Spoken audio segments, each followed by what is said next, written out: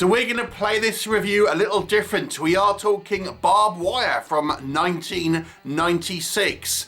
And we're actually going to do the review of the movie in a bit, but we're going to talk first about the actual 4K release from Altitude Films. So years before audiences went wild for comic book adaptations, Pamela Anderson blazed a trail in a sexy, action-packed sci-fi thriller, Barbed Wire, based on Chris Warner's graphic novel, also starring genre favourites Temuera Morrison, Steve Railsback, Udo Kier and Clint Howard. A stylish direction by David Hogan. Barb Wire was described by Roger Ebert as having a high energy level and a sense of deranged fun. So this is a 4K release put out by this Altitude Films, and the synopsis is: Barb Wire is the sexiest, toughest woman in Still Harbour, a city marked by chaos and crime, providing a new home for a new kind of mercenary. If you've got a problem, Barb Wire is the solution. She'll use any weapon, including her body, to take whatever she wants, crossing the line for no man, until the day Axel Hood hits town. He's on a mission, and Barb is the only one who can get him out alive. Will Barb help the man who once betrayed her? There's only one thing you can be sure of, and she'll get anything that you want for a price. Are you ready to pay? So let's talk about what this 4K offers you. It's a new 4K HDR restoration from the original negative with Dolby Vision by Turbine. It's a new 5.1 and 2.0 mix. For special features, you've got new interviews with producer Todd Moyer, costume designer Rosanna Norton, and visual effects supervisor Chris Brown. You've got the very intriguing sounding sexy outtakes. You've got a making of documentary, a promo featurette, and trailers, of course. And this is a 4K UHD released on the 21st of October 2024 by Altitude Films. The 90s. They were certainly a different time for movies. So this, made in 1996, actually taking place in the year 2017, the far-flung future of 2017, and is essentially a dystopian future movie. Now, I would liken this to the kind of Italian sort of dystopian future movies that you got out in the kind of the 80s. This is a big budget B movie. What can we say that works in this movie's favour? If you like B movies, but you kind of want a little bit more of a production value, then voila. This is a real schlocky, silly, cheesy movie with all the B movie tropes, but a little bit more budget behind it. Bigger explosions, interesting kind of set pieces, lots of kind of like recognisable faces in regards to, the B movie kind of actors that you'll know. And of course, Pamela Anderson up front giving a very sexy performance as Barb Wire. Obviously, she was hot of the beach TV show that I've forgotten what it was called, Baywatch. She's kind of channeling that 90s sexy vibe. You've got, it's funny watching it now because it is so much of its time. The makeup, the hairstyle, all of that kind of stuff. So it does feel like a little bit of a time capsule. But, there is a reasonable production value to this movie. There's kind of quite a lot of extras. We're meant to believe it's this kind of ravaged world, and it's very much a comic book feel to it, which is obviously because it's based on a comic book. And again, watching it now, obviously, I think it almost has more resonance. Our bad guys, who are this the government, this new government, are basically Nazis. I mean, they're all dressed up in their Gestapo uniforms. I have to say, Steve Railsback, as our kind of head Gestapo guy, really is chewing the scenery and makes for quite a despicable bad guy here, I have to say. And obviously the iconography of having these Gestapo-style Nazi uniforms in America is obviously, I would say, it almost hits harder now than maybe it did in the kind of the 90s to a certain degree. I feel people are more attuned to this kind of thing nowadays, compared to 90s, where it might have just been a throwaway kind of thing. And we had seen all that in sort of Star Wars and stuff. But I don't know, for me, watching this now, and I actually saw this movie at the cinema, you know, it's something I notice more now than I sort of did then. There are some fairly good action sequences.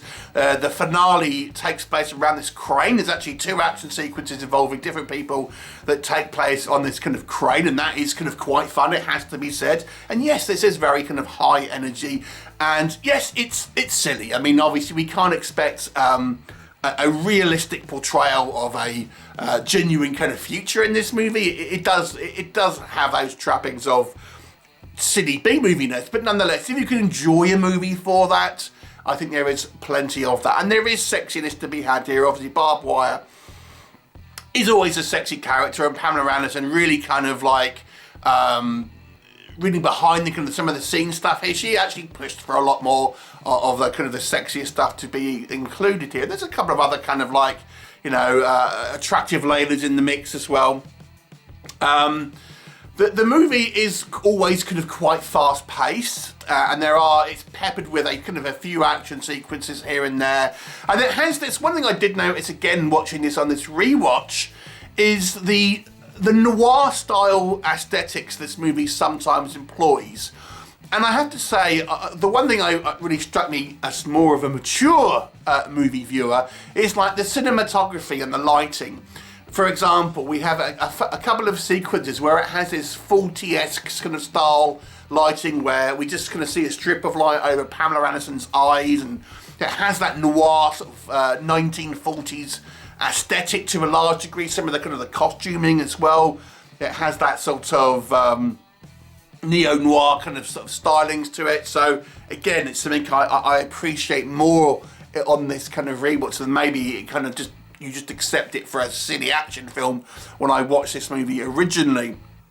So some of the kind of the set design, the costume design, I think I kind of appreciated a little more on this time. I mean, Pamela Anderson, you kind of know what you're getting. She was the kind of the Megan Fox, I suppose, of her time. I know that you're going to be expecting a stellar performance necessarily, but obviously she is there to basically be a kind of you know, a sex object on screen, and you're just kind of watching her kick ass and kind of do sort of sexy things, and you know, it does that. This movie does do that. And yes, if you like your B movies, and I say I liken this now to those kind of the Italian sort of style of post-apocalyptic dystopian future movies that I quite enjoy, you know, Texas Gladiators, that kind of thing. This movie kind of feels like at home watching it with one of those as a kind of like a double feature. What doesn't work, I mean, this movie is obviously super cheesy, and I feel, you know, the cheese level might be too much for some. It's obviously not taking itself particularly seriously, but it has to be said, Pamela Anderson, she's not the best actress. Let's just be honest. Her line delivery here isn't brilliant, even kind of for B-movie standards to a certain degree. I mean, she looks fabulous. Obviously, it's completely impractical, don't get me wrong. But yeah, her line delivery isn't particularly strong. And again, you'll notice it watching it now. The kind of the swap out, the kind of the stunt performance, I think is more noticeable. Obviously, kind of watching with modern means than it may have been in 1996. There's maybe not as much action as you would think in a movie like this. There are a few sort of mini action sequences peppered through, but there's maybe not as much. I would even go as far as to say there's a little bit too many kind of talky scenes with maybe too many characters here. There's quite a lot of expanded characters, supporting characters, and I maybe feel this movie would have been better had it led more into a in-your-face kind of style action movie. And even some of the kind of the supporting characters who are recognisable, names like Temuera Morrison, who of course plays Boba Fett these days, he's like generic action hero, and I really didn't feel there was any chemistry between him and the Pamela Anderson character, and they're meant to be kind of these ex-lovers, and you know, it's just, there's just no chemistry there. I also have to say that the surrounding plot is really just like glossed over in regards to let's get these kind of people in place. I mean, we're told that there is this sort of Gestapo-style government has developed this sort of virus, which this woman has got the potential remedy for, and she's the kind of the plot device, so to speak, that people are after. But we never really see anything about this virus. It's only kind of mentioned. We never actually see anything. You feel it's not really established. It's just there to kind of get the people in places for this movie to take place. And there is, as I say, there's a lot of characters this movie sort of cycles past. You just feel there's maybe too much in regards to let's have this other wacky character kind of pop up and we'll have a conversation with them. And then there's another one, and it's just like, yeah, okay, this movie could have done with a little bit more kind of going on, sort of, you know, action-wise, maybe visual-wise, rather than just a parade of kooky characters. But let me just talk about the visuals briefly. This movie is, as I say, a higher budget movie compared to many of the sci-fi movies that came out in the 90s. But the set design here, it looks like a set. This kind of burnt out world never really looks like it's an actual kind of world. It kind of looks like sets where the people, like the studio execs, they kind of, oh, this is our idea for this burnt out society, and it just looks like a set. You know, it's interesting, there's lots of extras and things, but it never really feels like a real world. It just feels like a music video. And that is the best way I would describe this movie. It kind of feels like an extended music video. It's fun. There are a few kind of fun action sequences when we get them that I think are kind of quite well done. Pamela Anderson's a fun character, but it's not exactly your kind of, especially buying into a character. But it's a fun throwaway movie that will kind of take you back to the 90s. And can be enjoyed if you don't mind a level of cheese. But is it a good movie? It's kind of it ends up being somewhat of a watchable but forgettable movie. I'll give it a 5 out of 10. What did you think? Please let me know what your thoughts are, and I shall look forward to seeing you next time. Bye for now.